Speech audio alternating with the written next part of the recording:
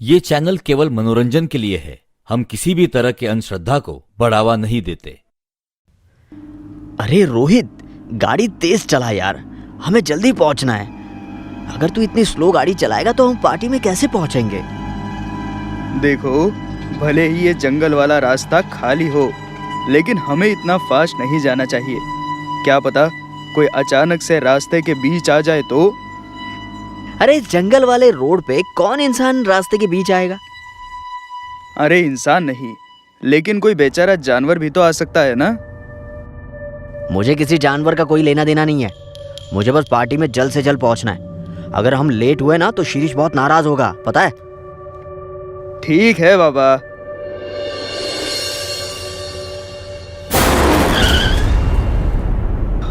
मैंने तुमसे कहा था ना कि जंगल के रास्ते से जानवर गुजरते हैं। देखो क्या हो गया।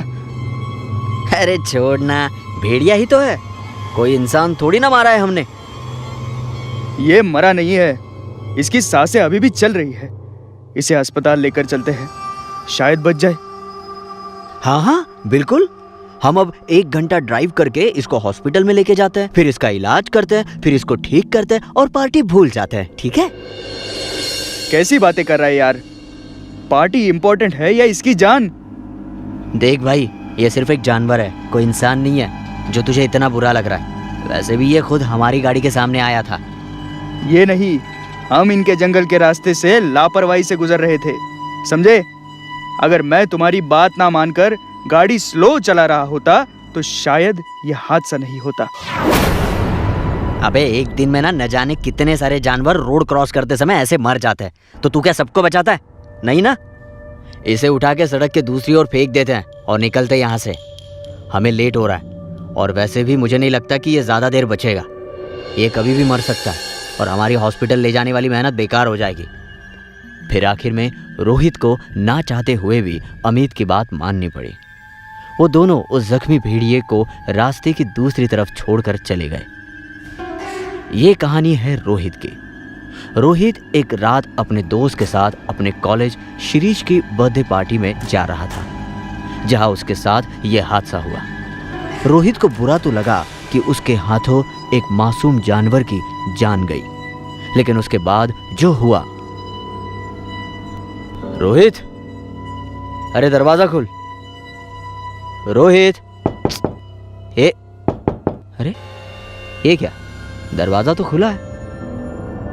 अमित ने जो देखा उसे देखकर उसके रोंगटे खड़े हो गए। रोहित ने पूरे कमरे की दीवार पर अपने नाखूनों से खुरेदकर भेड़िए की तस्वीर बनाई। उसकी उंगलियां घिस चुकी थी, नाखून उखड़ चुके थे और उसके हाथों से खून निकल रहा था। अरे रोहित, तू ये क्या कर रहा है? देख, तेरे हाथों से खून कितना बह रहा है।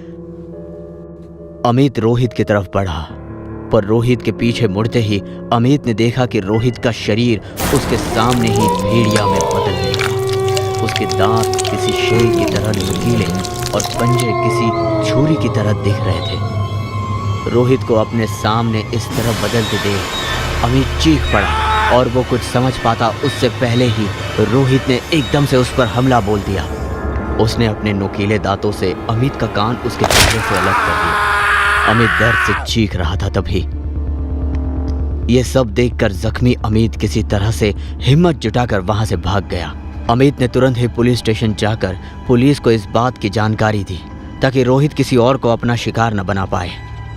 पर जब पुलिस रोहित के घर पहुंची तो वो वहां नहीं था।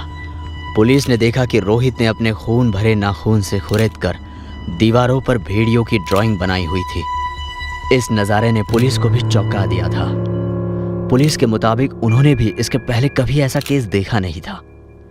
उन्होंने अमित को सावधानी बरतने को कहा, क्योंकि रोहित दोबारा उस पर हमला करने के लिए वापस आ सकता था। पर जब शिरीष को इस बारे में पता चला तो उसे अमित की ऐसी हालत का बेहद बुरा लगा और उसने उसे अपने साथ घर ले जाने का फैसला किया। अरे वो क्या चीज है जो हमारी गाड़ी के साथ भाग रही है? लगता है कोई जानवर है। अमित ने भी उस तरफ देखा और वो चौंक गया।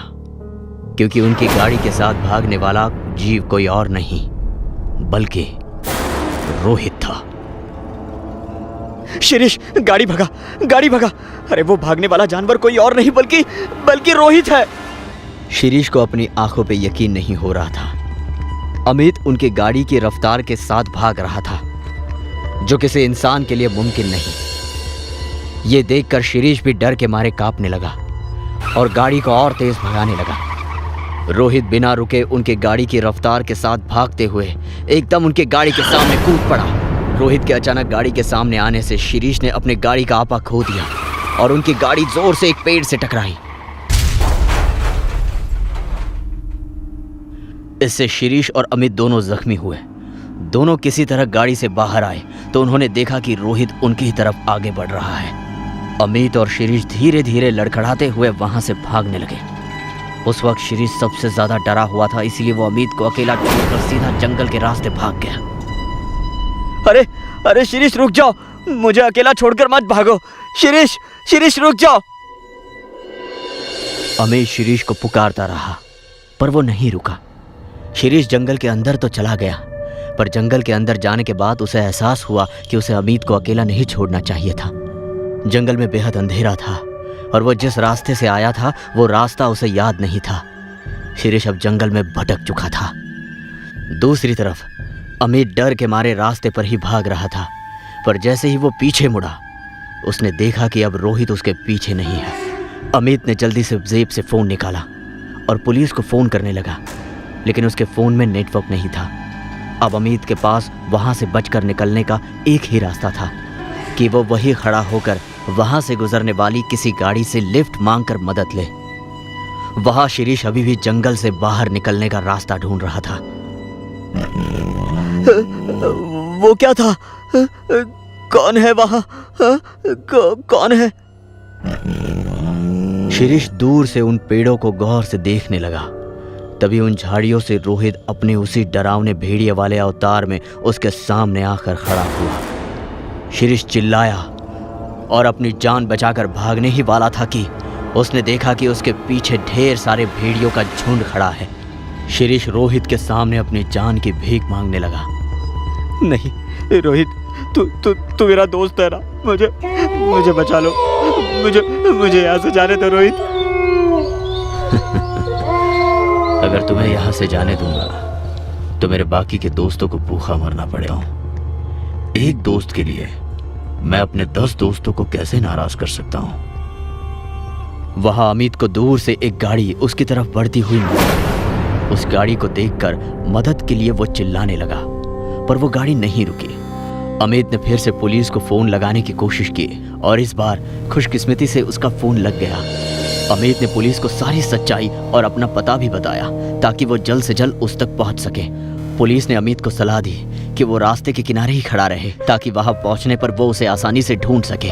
अमित को अचानक से ऐसा लगा कि किसी की लाल आंखें उसे जंगल के अंधेरे से घूर रही है। अमित हैरानी से उस तरफ देख ही रहा था कि उसे ढेर सारे भेड़ियों की रोने की आवाज आने लगी। हे भगवान, पता नहीं पुलिस यहाँ कब तक पहुंचेगी। तभी अमित ने अपने पीछे पेड़ों में कुछ हलचल देखी। अमित गौर से देखने लगा और तभी वहां से रोहित उसके सामने आया। अमित अपनी जान बचाने के लिए वहां से भागा और रोहित उसके पीछे। रोहित ने पीछे से अपने नुकीले पंजे से सीधा अमित की पीठ पर वार किया और अमित दर्द से कराहता हुआ नीचे गिर पड़ा। तुझे हो क्या गया है रोहित? मुझे मत मार रोहित, मुझे मत मार, मैं जीना चाहता हूँ रोहित। मरना तो मैं भी नहीं चाहता था, पर तुम लोगों ने मेरी भी जान ली ना। क्या तुम्हारी जान? अरे ऐसे क्यों बोल रहे हो? याद है उस दिन जब तुम लोग यहाँ से तेज रफ्तार से गाड़ी चलाते हुए जा रहे थे और मैं चुपचाप यहाँ से गुजर रहा था? तुम लोगों ने अपनी गाड़ी से टक्कर मारकर मुझे जख्मी कर दिया था। तो उस एक्सीडेंट में जो भेड़िया था, मतलब उसकी आत्मा रोहित के शरीर में? हाँ, मैं वही हूँ जिसे तुम लोगों ने जिंदा होते हुए भी यही सड़क के किनारे मरने के लिए छोड़ दिया था। अगर तुम चाहते तो मुझे बचा सकते थे, पर तुम लोगों ने ऐसा नहीं किया। तुम इंसान हमारे जंगल, हमारे घरों में घुसकर घुसपैठ करते हो और बाद में सारा दोष हम जानवरों पर ही डालते हो। तुम जैसे इंसानियत हो चुके इंसान को जीने का कोई हक ही नहीं। नहीं अमित, ऐसा मत करो। देखो देखो, हमसे गलती हो गई। मुझे माफ कर दो अमित। मैं दोबारा ऐसा नहीं करूंगा। अमित अब मुझे माफ कर दो। एक दिन में न जाने कितने इंसान रोड क्रॉस करते समय एक्सीडेंट में मारे जाते हैं। मैं क्या उन सब की जान बचा सकता हूँ? नहीं ना। और वैसे भी मुझे नहीं लगता कि तुम ज्यादा देर तक बच पाओगे। तुम कभी भी प्राण छोड़ दोगे और मेरी हॉस्पिटल ले जाने वाली मेहनत बेकार हो जाएगी। कुछ याद आया?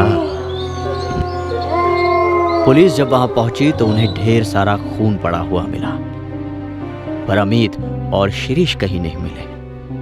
पूरे जंगल में कई दिनों तक ढूंढने के बाद भी पुलिस अमित और शिरीष दोनों का पता लगाने में नाकामयाब रही और पुलिस आज तक रोहित की तलाश में लगी हुई है। जब इंसान अपनी इंसानियत भूल जाए तब प्रकृति उन्हें मौका नहीं बल्कि सजा देती है। यदि आप हमारे चैनल पे नए हो तो चैनल को सब्सक्राइब करना ना भूलें और बेल आइकन पे क्लिक करें ताकि हमारे सारे न्यू स्टोरीज आप सबसे पहले देख सकें। अगर आपको ये स्टोरी अच्छी लगी हो तो लाइक करें और हमें कमेंट करके ये बताएं कौन सा पार्ट आपको बहुत पसंद आया और अपने दोस्तों के साथ शेयर करना ना भूलें। आप हमें फेसबुक और इंस्टाग्राम पेज पर भी फॉलो कर सकते हैं @SkullTales।